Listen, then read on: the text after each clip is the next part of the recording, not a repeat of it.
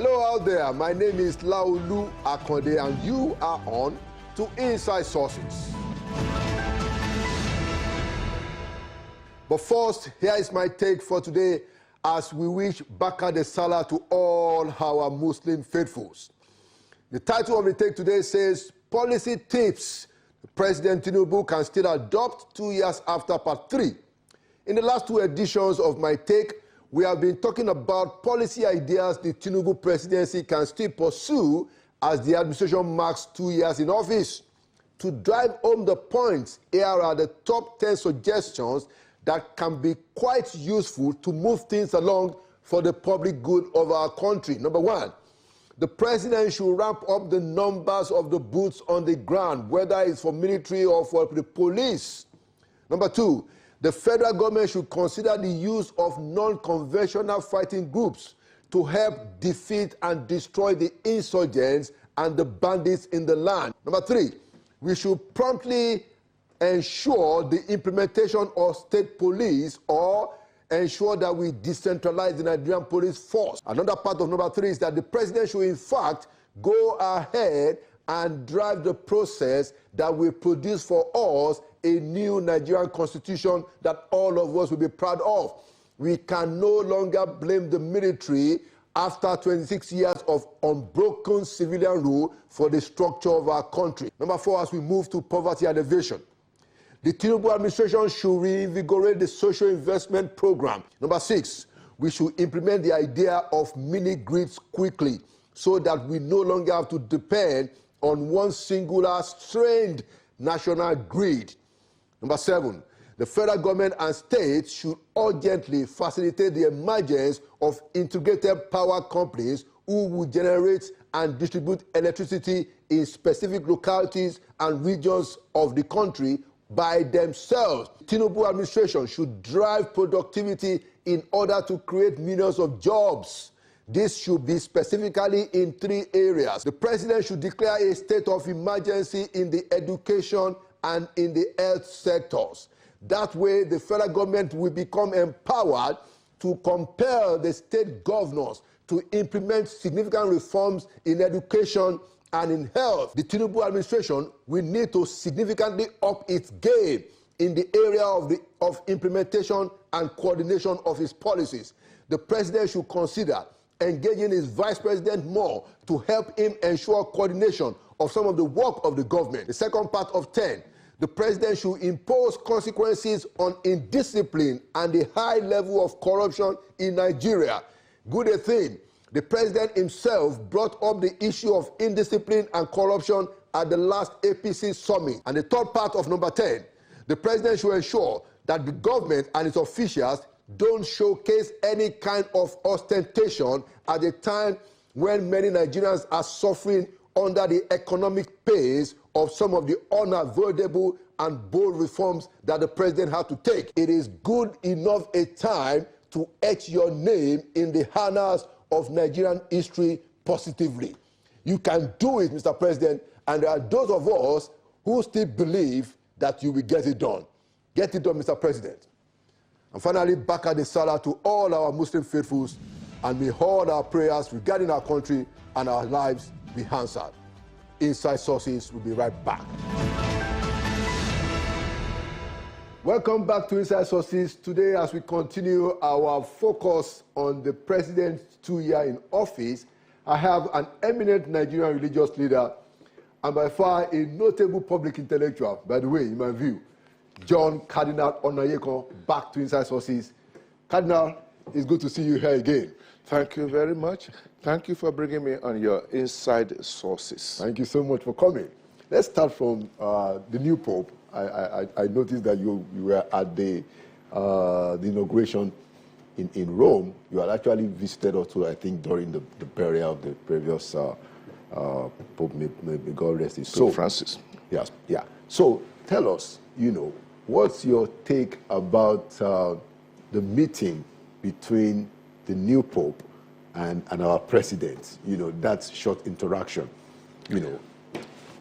Before that, what is my impression about the new Pope? Yes, absolutely. I was in Rome for the burial of Pope Francis, to which our country was officially, there was official delegation from Nigeria for that event, which is a big event, actually bigger than that of the inauguration. The burial of Pope Francis. Our country was represented by the President of Senate, Akpabio, along with this, the Minister of State for Foreign Affairs, Madam Bianca Ojukwu. A big day. I had to go for the funeral of Pope Francis because I have a personal relationship with him. I was in the conclave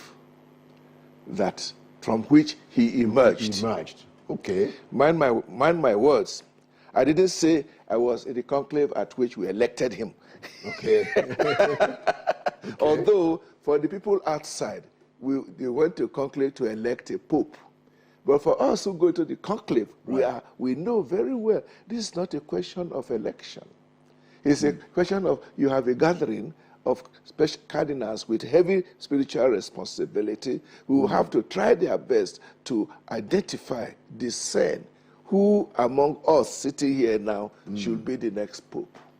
Okay. Now, the process is something out of this world. Okay, so tell us about the new pope now, in Nigeria. His connection with Nigeria and his meeting with the president. Yeah. Let me say that when we came for the burial of Pope Francis, large number of heads of state were there, both monarchs and political heads of state. President, prime ministers. What our head of state was not there, even though there was an official delegation. There's a difference. They put them in the seat at the back, whereas the real heads of state are at the front. I didn't complain too much. I said, well, at least the government has approved this kind of delegation. That means we are also represented. Though I was saying, oh, it would have been nice if our president himself was sitting there along with Trump and others. As you notice, Trump was not in the inauguration. Many of the heads of states who were at the burial were not at the because the inauguration is not really a big deal. Compared to the burial. To the burial. What is the big deal is the election of the new pope, the emergence of the new pope. Therefore, coming then that when it was time for the inauguration and the news came that our president was going to attend, I was very happy to see it. And I must say I was quite happy to see him there, lining up with the other heads of state and encountering the Pope face to face. They even exchanged a few words. I don't know what they said, but obviously it was that was in open air. That was not the place to discuss any serious matter. It's only to exchange presents and so on. And but as you know, interestingly enough, both in the previous delegation for the burial of Pope Francis and in this other delegation, the government decided that the Nigerian delegation will be largely made up of Catholic bishops, senior clergy. So more or less the same group accompanied him. They were there with him. While our president was there in the areas assigned to the heads of state on one side of the altar. On the other side that is assigned for the clergy, that is where our people who came from Nigeria, that is Bishop Ugoji from Weri, who is our president of our conference. In the last one, Archbishop Adewale Martins of Lagos was there. My Archbishop here, Archbishop Kaigama, was in the group. And our intrepid Bishop Kuka of Sokoto, they were all there. And interestingly enough, that they took opportunity to meet and discuss a few things with the president. It was not an official summit of the Catholic bishops. It's just something that happened on the occasion. And I imagine they flew together in the same plane. Exactly. So I would not know whether they had a chance to come in, take coffee with him. we've not had any official report about that occasion. But it was interesting. It was interesting. And then my Archbishop Kaigama, did raise the point that it is significant that our president was there, even though he was a Muslim. That is significant from a Nigerian point of view, because I feel like he felt that if the president were a Muslim, he would hesitate to go to Rome and be seen publicly shaking hands with the Pope. I can hardly imagine Buhari going to Rome for that kind of thing. Right. But on the other hand, among the heads of states there, Tinubu was not the only non-Christian. Oh, I see. There were many other Muslim heads of states who were there and who also came to shake hands with the Pope. Our president was there in suit. Okay, so that. What do you think about that? Well, somebody must have advised him that that is the best kind of attire to wear for that occasion. Yeah. Even Akpabio, when he came, he was also in suit. Yes. But for example, the head of state of United Arab Emirates, who was there, and the man from Qatar, they were all in their usual attire, traditional attire. Yes. Somebody said that maybe the president wanted to look smarter, but other people said that, look, maybe if we put on our barbaric that would have been it would have caused quite a bit of obviously, photogenically, it would have stood up much more clearly amidst the other heads of states. Yes. There will not be many heads of states with agbada. Exactly. But most of the other heads of states were in coats. Yes. So let's come to the 2 years of the president. Good that we are already talking about the president. So how will you assess the performance of this administration in the first 2 years? And I want to just make an opening statement, and then we go into the details as you may wish. For instance, do you give the president a pass mark? Since this second anniversary came, we have seen so many expressions of assessment. Yes. They use the word scorecard, which means the report card, the ones we want you to carry home from the school to go and show our parents, where they will tick. In the mathematics, you got this. English, you did this. Yes. And Papa will look and tell it what happened here. So a lot of people have produced the scorecards. Of course, the most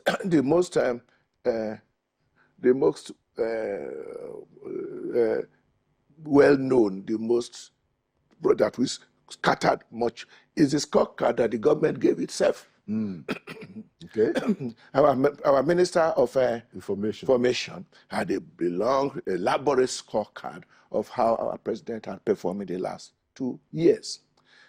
Some will say, what do you expect? He has to write that.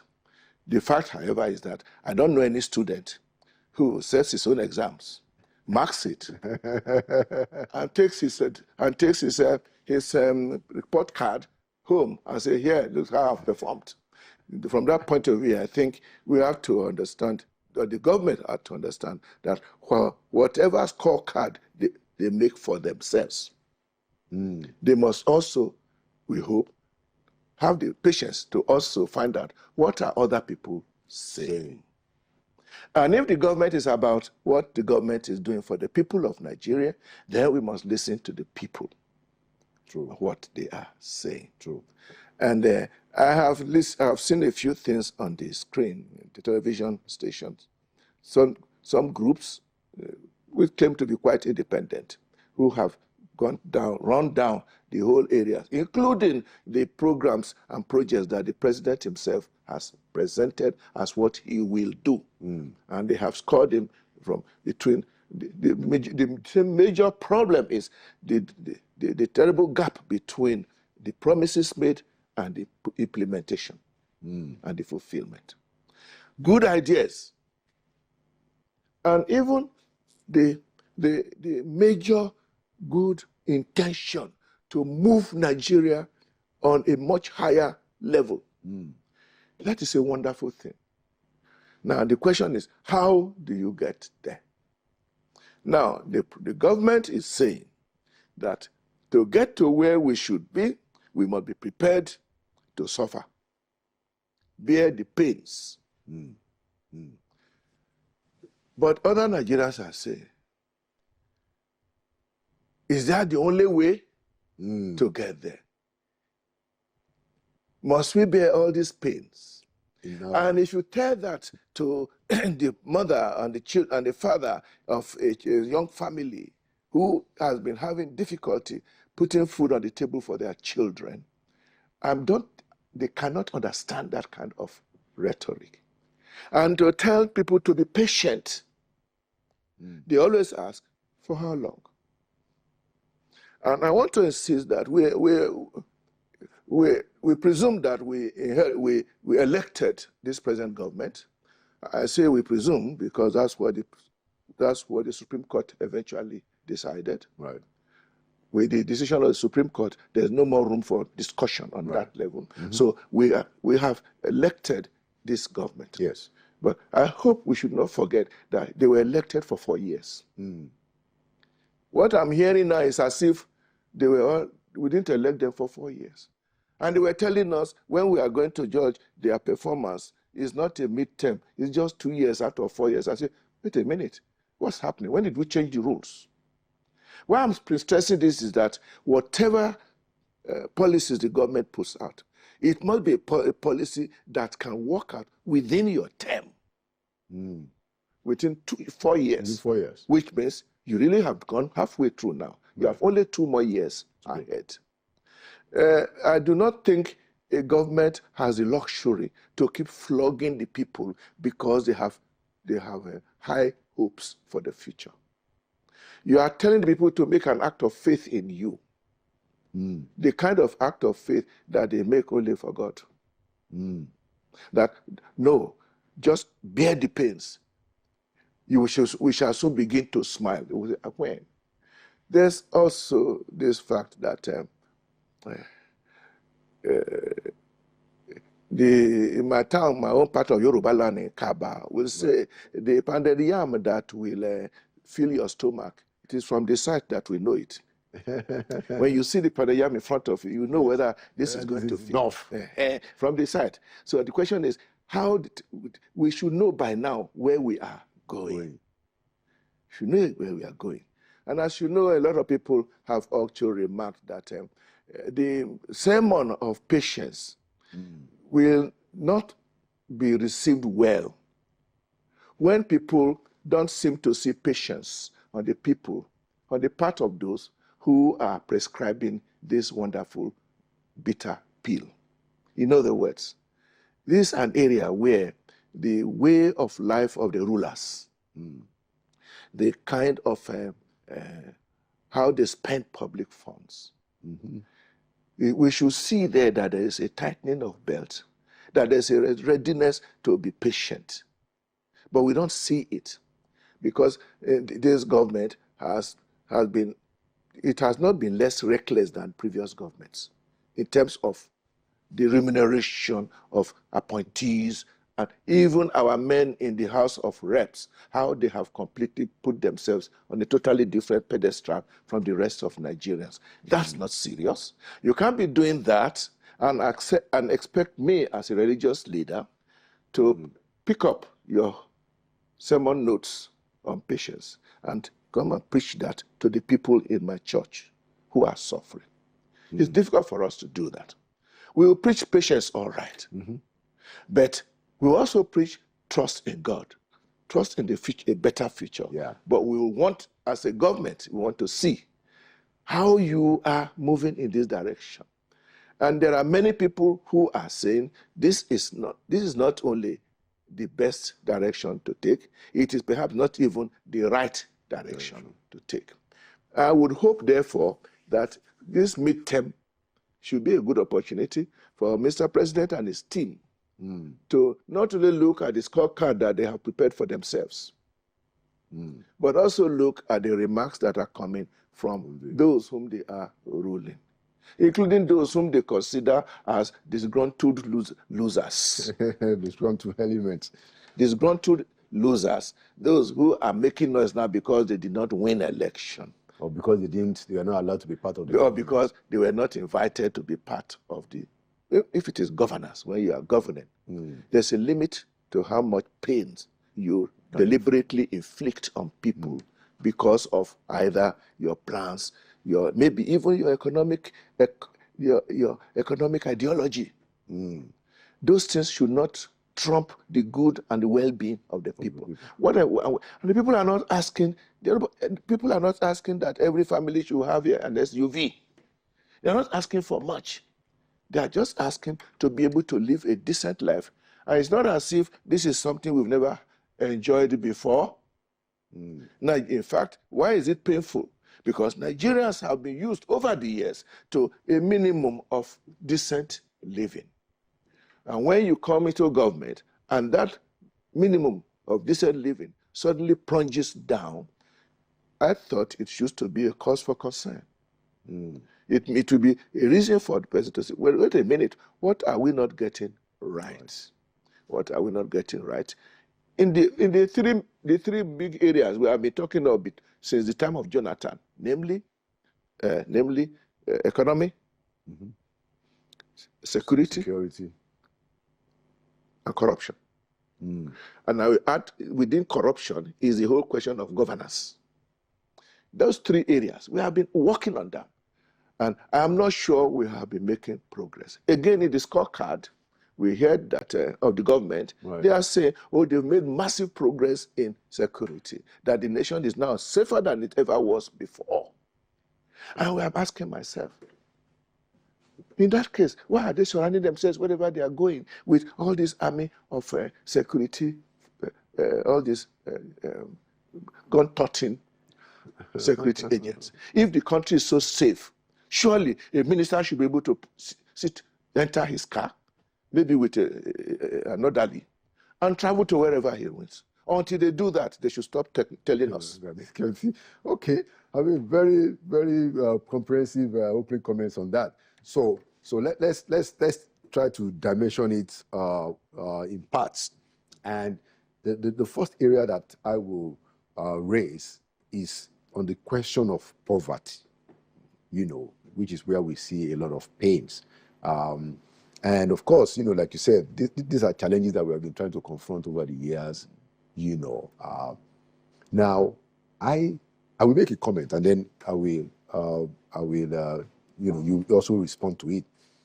I think that if you look at what the president is trying to do in terms of the broad economic situation, he's trying to stabilize the naira, even though with a huge devaluation, it has removed the subsidy, which we think there's a lot of corruption there, but with a huge, impact on the people, So both policies, even when we all agree that, yes, we have to stabilize naira and we have to deal with oil subsidy, it has ended up so far, with a lot of pains for the Nigerian people.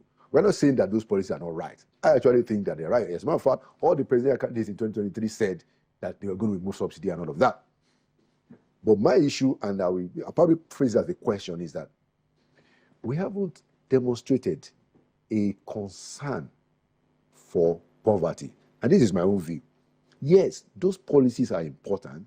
We need to deal with subsidy. Nigeria was spending more than it could afford. We need to deal with the stability of naira, even though we have lost the value. But we cannot wait for those policies to germinate before we try to do other things that should be targeted squarely on poor people.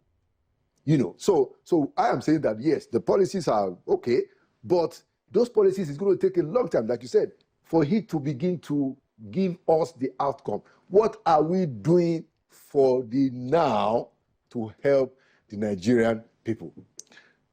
What we have been hearing, the government saying they are rolling out palliatives.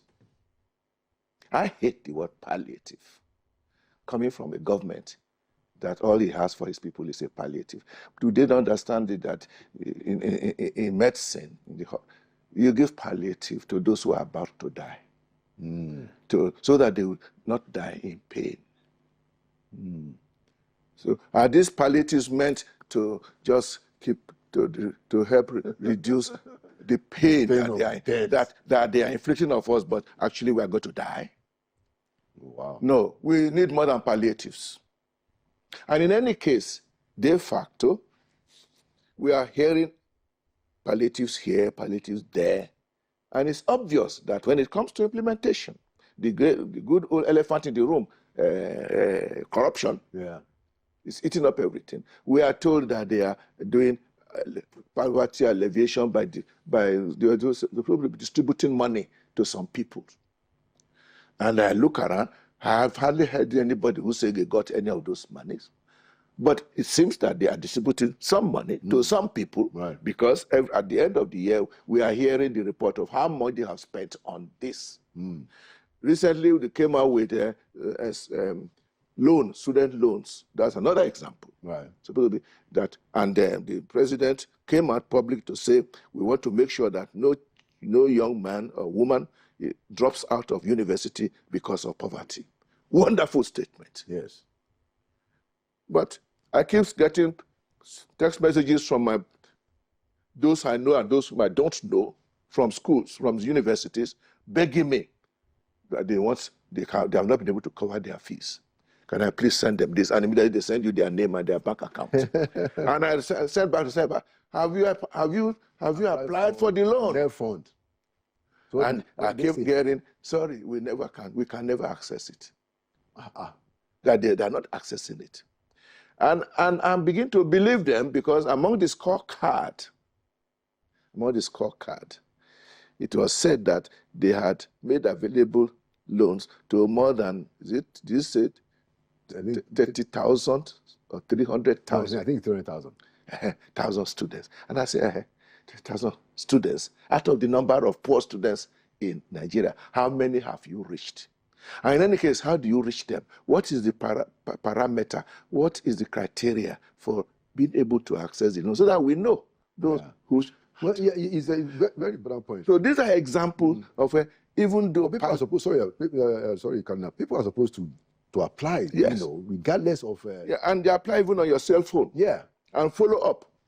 Now, eventually, we find out even the few amount that was paid out to them, according to the idea, straight to the schools, they have had issues of corruption, even within the institutions who have collected this money and have refused to give credit it to the children in their schools. They are keeping them in banks are making credit, making interest for themselves, and they are, of course, as usual, they promise to investigate it, and that is all. Which brings me to fuel subsidy. Okay. I was among those who said, if fuel subsidy means giving our hard-earned currency to some rotten, corrupt marketers who collect money but either don't bring in the oil at all and get paid for it, or bring in less than they put in their invoice and get paid for it, then please scrap it. And when I heard Tinubu said fuel subsidy is over, I wanted to hear later, we have now taken steps to find out what has been happening. There have to be a record. How much have we been paying is fuel subsidy, and how much fuel have been actually been coming? The former EFCC chairman, Bauer, has just told us that the records are there. That there are people who have been collecting money for fuel subsidy, and they did not bring it in. Although he seems to be talking about what happened in 2012.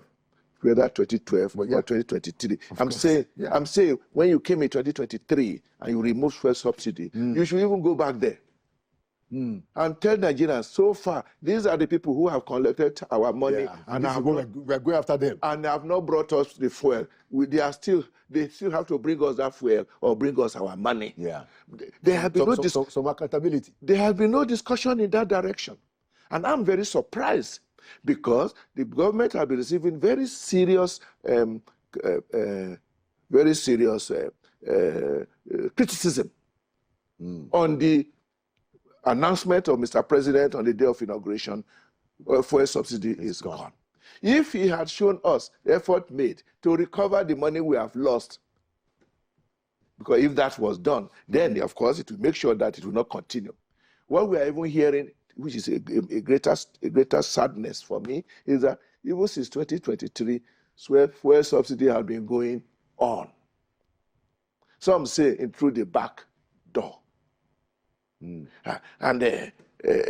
Which means, the question is, you have subsidy, that means we have saved money that we won't be spending what we were spending before.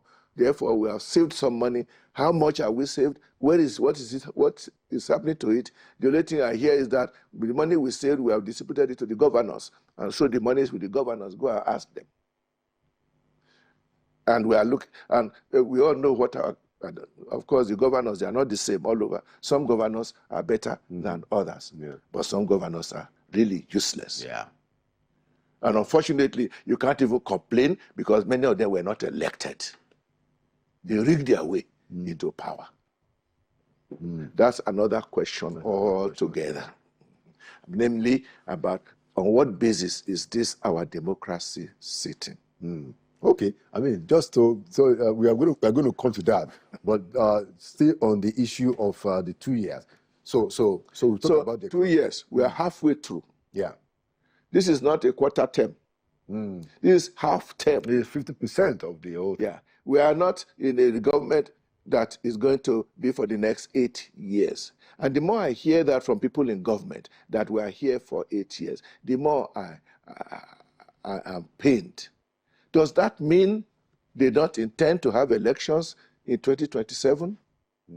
Of course they will. Well, if that was so, then we are being deceived massively, because when we went for elections in 2023, we are told to elect a president for the next 4 years. That must remain. We will. So let me ask you, Cardinal.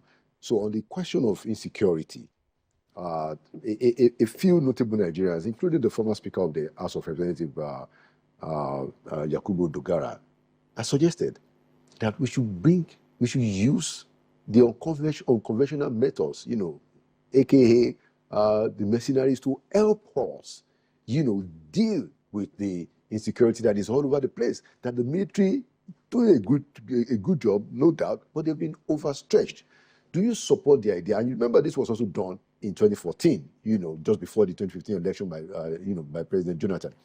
Do you think we are at that point where we should use every available means to secure the country, including unconventional methods like mercenaries again? Cardinal? Obviously, bringing in mercenaries is very unconventional. But there are some unconventional methods that are also good. Okay, and we have to study that.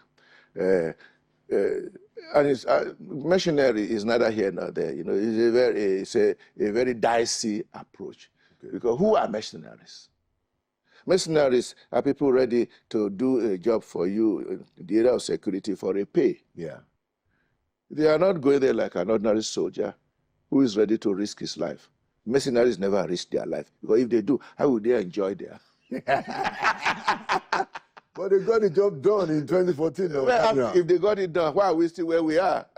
No, I think we cannot build our security on the basis of the exploit of some rascals called mercenaries. This day and age, no. This day and age, no. In the olden days, where mercenaries were an essential aspect of the armed forces, they formed their own unit of mercenaries. They put their lives on the line, and they get paid and get killed in the process. But that's not the kind of mercenaries we have now. No, rather, before we go for mercenaries, can't we look a little bit more inwards? My own feeling I've been asking all this time. So all these 40-year-old, 50-year-old major generals that we have retired, many of them have done very specialized courses, including areas of insurgency. But they have been retired either for political reasons or for reasons of what do you call it, federal character. We've been killing ourselves from this. Can we not devise a way whereby there be a way for all our retired and able and trained generals, civil senior officers, not only generals, because some of the best people are also among the area of the lower ranks, colonels, not just generals, colonels, majors, captains, and even sergeants. Bring them together again. If you don't want to put them back into the mainstream, see whether they can form a special corps of service people who can do a lot of good, who can supplement what the armed forces is doing. What I'm hearing people saying is that it is I'm hearing from them, from the armed forces people, even though I don't believe them. They say what we are facing is an asymmetric warfare. And I'm beginning to hear them say, we have not been trained for that. That we have been trained to line up and face an army with its own, you know who the enemy is because their uniform is different. Right. Like when we fought the Civil War, the Biafran soldier was proud to wear Biafran uniform. They come out, you know them, and the Biafran soldiers knew the federal troops. They said that this is a war. The people you are fighting, they are wearing babariga and covering their face with hijab. What I'm hearing from them, is that if they are not coping, it's not because they don't have enough soldiers. But they also say they seem to be suggesting that the arms they have cannot cope with this. As for that one, there are issues about how have all the money every year we are voting for security. There have been a lot of issues about monies meant to buy proper equipment have ended up in some private pockets, both military and civilian. So it's a matter of, somebody told me, and I believe him, that the issue we are having with the intractable situation of our dealing with insurgencies and both in the northeast and the northwest boils down to the two big problem of corruption and bad government. And this was by one of my northern friends who said, that is the cause. There's corruption, which means all the money you are spending is not good there. We are hearing young soldiers in the front complaining they are not even getting their usual allowances. Their welfare. They are not getting their welfare. They get killed and they are not getting treatment. Some are complaining that they have to find ways of treating themselves in hospitals. Or they are even taken to military hospitals where they are not getting the best care possible. That's not how it happens. And so we have all this. There's also the issue about are we being able to find a way of empowering the local communities to defend themselves? Because I am always surprised. Why is it that even when state governments have put up an outfit to deal with the other kind of security, that's the one we are talking about now, down in the Benue state, in the east, everywhere. The southwest, our southwest eventually succeeded in getting as far as Amotekun. But it's always been a running battle between the federal government and those states as regards how far can these local outfits go. Well, that is on the state issue of state police. Yes. Do you support state police? Sir? Of course. State police. And, you know, the terrorists are armed with the best weapons. Armed to the teeth. They are armed with the best weapons. You get local vigilantes who are carrying den guns and cutlasses. And many of them have done heroically with their meager weapons. With God. Compared to those guys that are not flying drones. Isn't it about time, if you are talking about non-conventional, that apart from the soldiers we have recruited and trained to fight conventional warfare, let's train other young people, all these young people who have, and the hunters who have made themselves available. You know, everywhere we are hearing about what they call them, these people who are not soldiers but who are happy to fight. Vigilantes? Vigilantes. Whose, because of the success of their efforts, they have more or less been recognized now that they are a force to be reckoned with. They are also paying with their lives. Yeah. Many of them are dying. What stops them from being given proper weapons? Why must you restrict them to just carrying Dane guns? Interesting. Because you give proper weapons to a corporal because he's wearing a proper uniform. Right. And he's been trained, you know, he's gone through your system. Yeah. But you think that you cannot train these volunteers? How much does it take to train a good volunteer to handle very close guns? I think we should walk in that direction. Walk in that direction. Maybe if we like also get the regular soldiers to be involved in this whole arrangement so that every community has a way of defending itself. And that brings us to the issue as we begin to wrap up, Cardinal, of what is happening in Benue and Plateau, where, you know, the governor of Plateau has said that this is a genocide. And we've heard stories of a lot of people say that, you know, they will scare them away from their houses, from their lands, you know, people will desert the towns. And then later on, when they think their peace have come back, and they find out that intruders have taken over their land and their houses. Yes. People have told stories of how they will be in front of their house and they can't go in because it's been taken over by... Sometimes they take over their wives.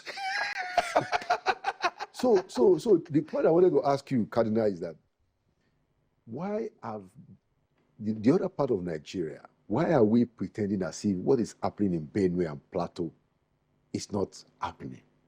You know, how many people have to die for us to be screaming at the top of our voices that this has to stop, you know? Or what do you think about? How do you feel? No, I have never been able to understand what has been happening in Benue and in Plateau and in Taraba. Yes. It's not all those areas. The other places, yeah. I'm hearing all kinds of theories that this is all about a land grab. That whole zone is full of beautiful grasslands, and that somehow there's a high-level conspiracy by the headsmen who can no longer continue herding their cattle in Niger, Mali, Burkina Faso, because it's all taken over by the desert. And somehow they have agreed to come and take over land in Nigeria. And therefore they target that zone of Plateau, Taraba, Benue. And that the ultimate objective is to sweep the people there out. And my answer to that is, well, any group of people can make plans, no matter how outrageous. But must those plans be allowed to prevail in a nation that is supposed to be a modern nation 2025? Yeah. If there is ever such an agenda, does that mean our government doesn't know? If I'm hearing it, are they not hearing it? Talk of Benue. Before, it was a PDP government. Governor Otum was shouting. Yeah. And he complained that because his party is not in government under Buhari, nobody was listening to him. Buhari's cousins are killing his people, and everybody is keeping quiet. Now, the same Benue, it is not a PDP government. The governor there is an APC. He used to be a Reverend Father. Yeah. I said he used to, because as far as we are concerned, he's suspended from being a Reverend, because that's not our job anyway. If it was our job, I would be somewhere else by now. Oh, it was a Catholic, it's a Catholic... Reverend Father, yes. Father. Theologically, once a priest, always a priest, so he's always a Reverend Father. But from our canonical perspective, he's suspended. Because you are not permitted to... He was not, yes, he went against the decision of his bishop. But that's another issue. Yeah. We have our laws permits a priest to opt out of the priesthood, Sure. become a lay person, and enter politics. And he would have had our support, full support. Is that not what happened? Not exactly. Okay. Anyway, so what I'm saying is that we can understand under our tomb that a group, that these Fulani people, with the full support of their cousin in Aso Villa, are now gradually taking over their territory and sweeping them all into IDP camps, where they are collecting a cup of gari every day. All right. But since 2023, there is no longer a PDP government in Benue State. It's an APC government with an APC governor. And in Aso Rock, I don't see any Fulani man there who is cousin to the Fulani herdsmen killing people. Is Tinubu. I don't know whether he has Fulani blood. He's a Yoruba man. Yeah. And I am not sure that the Benue State is so impotent. The SGF is a thief man. George Akume. Yeah. Which means there is no reason why the governor of Benue State cannot synergize with the president of the Federal Republic of Nigeria to bring to the attention of this is not a question when you say that the governor is the chief security officer of his state, that is just by way of speaking. For me, that is useless talk. Because it doesn't control the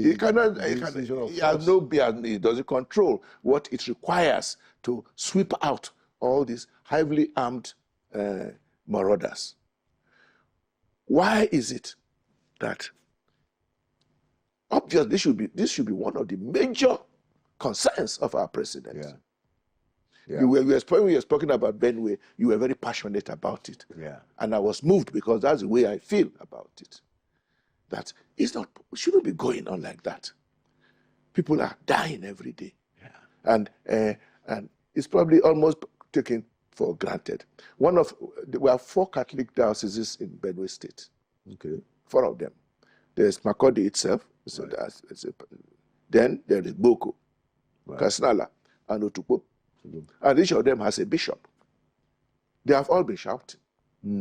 But what can a bishop do in the face of killings? Recently, they have been complaining about how many churches, parishes have been completely wiped out. So, if this kind of thing is allowed to continue, and we are now facing re-election of 2027, then it means we are in a serious problem. That is what government is. The government is not about that. The government is about dealing with the real needs of the people. You're talking of poverty. There can be no greater poverty than when they drive you out of your territory. And these are farmers. The only source of livelihood is farming, and they can't do it. I want to, while we are talking of Benue, I think we ought not to forget that practically the same kind of terrible genocide, to use the word of the governor, is happening in Zamfara State. Even Sokoto State, villages are being routed, and people cannot go to farm. And of course, that means they are hungry. Right. And of course, whilst there are theories in Benue and in Plateau that this is a Muslim Islamization agenda, you cannot apply that definitely to Zamfara and Sokoto. Yeah. Which means there's something. Exactly. What is it behind it? I don't know. I'm also told, we are also being informed, especially with Niger State. This is also not unconnected with illegal miners who have occupied vast territories in Nigeria, mining furiously without government control. And they are good soldiers. They have well-armed people protecting them while they are. Where nobody can go, they are mining. And does our government not know about that? Well, hopefully. If that kind of serious problem is going on, and the government either is not aware, or is aware and cannot do anything, can they boast to be a government? Thank you so much, Cardinal. You know, our time is fast spent, and I'd like to ask you one last question, very short one. What's your view about the coalition, the opposition politicians coming together? How do you perceive that movement? If all they are doing is to organize themselves in a way that they can jointly wrest power from Tinubu and either continue what Tinubu is doing or going back, as some of them said, to go back to where we started, where we were when Tinubu come, meaning going back to the era of the PDP government of Jonathan, before Jonathan, Yar'Adua, and Obasanjo. If that's all this business is all about, I would say it still has not concerned our ordinary Nigerians. That's not our mission. If, however, there is a coalition of people with fresh minds, with new ideas, with a new concept of governance as service of the people, not governance as wielding power, which results in like business that is yielding a lot of progress for the people. If it's a program for the people, that is wonderful. But what we are seeing is power grab to enrich themselves. Yeah. And we are seeing it now. Yeah. You find somebody who couldn't ride a bicycle, suddenly becomes a local government chairman, and he's buying a house in Abuja. Can you imagine? So if we have a new set of people with a new kind of ideas about politics and come out and present us with a brand new idea, and that's what they want. Yeah.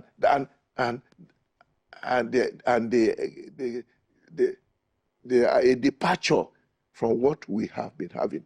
But we want to be sure. Our problem did not start with Tinubu. So it's not Tinubu's 2 years that has brought us where we are. True. Obviously, Tinubu promised us to continue where Buhari has left us. So we cannot blame him but well, we promised a renewed agenda. Renewed hope. Well, I'm still waiting for the hope. Anyway, there it is. So if a new force, political force, is to emerge, it should be one that not only pushes away Tinubu, but rather is able to galvanize the interest of the wide generality of Nigerians behind them. Okay. They are the ones who would then vote out Tinubu. But if you are looking for the usual political machinations with which Nigeria has been ruled so far, then this is not it. Whether they succeed or not, we will not have moved. Exactly. Thank you so much, Cardinal. Our time is fast spent. Thank you for your contributions, and thank you for your forthright views. You know, we hope and believe that you know, it's going to get better in this country because, you know, we won't relent. Yeah, it has to be. It will. Because we are praying very heavily. And we're praying very heavily. I still pray. I'm praying that after this second year now, that our present government has gone halfway through their term. They should listen to what they are hearing. Exactly. And maybe, by God's grace, if they can change, exactly, I'll be very happy with them. Hopefully. I mean, I believe that... I will be so happy with them that I will vote for them in 2027. Exactly. But if they don't change, and we are still where we are or worse, I'm not going to vote for them.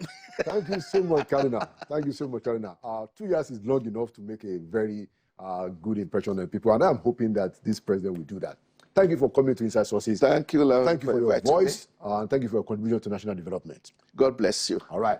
And there you have it, another edition of Inside Sources. Like we always say, Nigeria will prevail. Nigeria will prevail because Nigeria will win, and we will keep at the issues. We will not relent.